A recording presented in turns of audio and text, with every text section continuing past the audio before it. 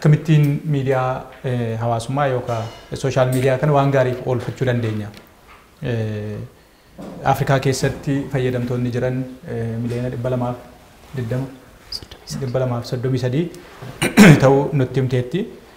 Akka Itoophiyaa keessatti immoo akka Itoophiyaatti gaheen miidiyaa keessumaa yeroo dhiyaas qabsoo qeerroonii fi dargaggeeyyiin biyya kanaa geggeessan keessatti gaheen miidiyaa sooshaal miidiyaa yookaan dijiitaal miidiyaa jennu baay'ee olaanaa ture. Mootummaa abbaa irree ofirraa kuffisuu keessatti qabsoon godhame cimaa ta'uu kaastee jirti. Sana malee biyya keenya keessatti fayyadamni miidiyaalee hawaasaa yookaan miidiyaalee hawaasummaa kun maal fakkaata kan jedhu Facebook akka fakkeenyaatti 7.2 million people miidiyaan Facebookiin tokkoffaarra jira baay'ina fayyadamtootaatti biyya kana keessatti. Inni immoo nama miliyoona 116 almost miliyoona 117 taaneerra jedhamee yaadama. Bara 2020 Janawaarii keessa riippoortiin bahee tilmaama lakkoofsa uummataa dhiyootti hin godhamne. Tilmaama international organizations yookaan dhaabbileen idil addunyaa baasan irraa gaafa laallu namoota miliyoona 117 gallee jirra jedhamee yaadama. Sana keessaa namni miliyoona 7 ol Facebookii fayyadamaa jechaadha. Nama miliyoona 7 jechuun biyya tokkotti biyya guutuudha. Biyyi tokko miliyoona 10 miliyoona 12 biyyoonni Afrikaa baay'een isaanii baay'ee miliyoona 20 kan hin guunnedha baay'een isaanii.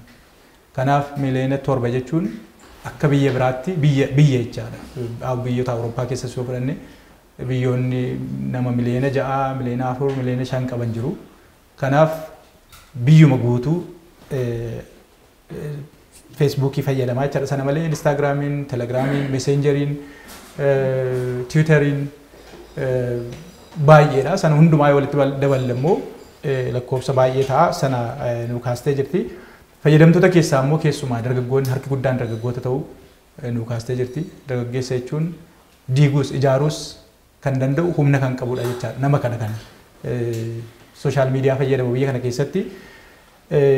Isatti aansuudhaan amaloota sooshaal miidiyaa afran jettee akkaataa qorannoon adda addaa geggeeffameen citizen reformer protesterii fi change agent jettee sana nu kaastee jirti. Sana ibsiteetti akka fakkeenyaatti Malaalaa Afaan mucaa umuriidhaan xiqqoo taate jijjiirama isheen biyya ishee keessatti fidde aktiivistii taate sana akka fakkeenyaatti nu kaastee jirti.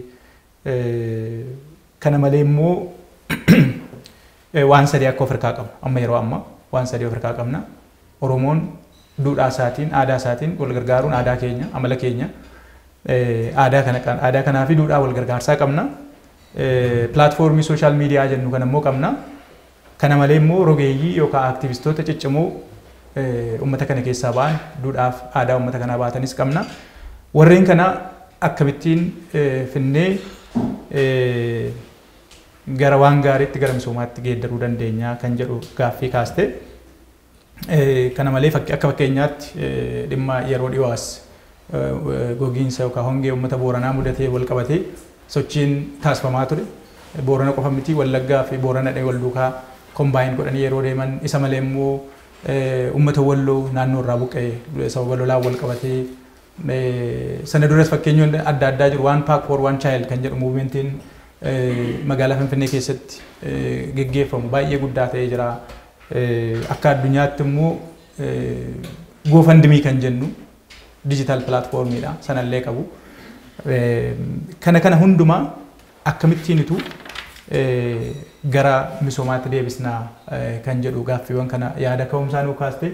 Waajjirri pirezidaantii sijaa egaa tun galateeffatin seenee guddaa galatoomaa jechuun barbaada. Baay'ee marii akkasii namoota baay'ee wal arganii hin beekne garuu yaada gaggaarii qaban hawwii misoomaaf guddinaa adda addaa qaban ilaalcha adda addaa qaban waajjira kanatti walitti qabuudhaan marii akkasii akka taasisnu walitti fufiinsaan si'a 14ffaan itti fakkaatan kuni marsaa 14ffaa jira. Gumii balal maqaa jedhuun qopheessuu sanatiif guddaa galateeffachuun barbaada.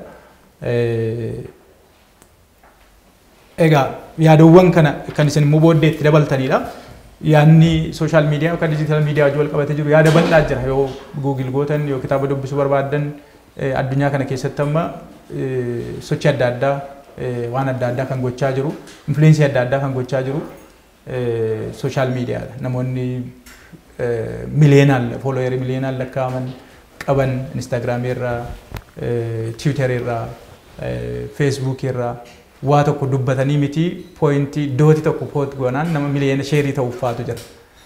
So namoonni callumadhanii dooti tokko kaa'aneennaan miliyeenaan sheeriif ta'uu kuni utu yaada uummata jaarummoo waa godhaniiti hammam nama geeddaruu danda'a kan jedhu humna kan akkamitti fayyadamna.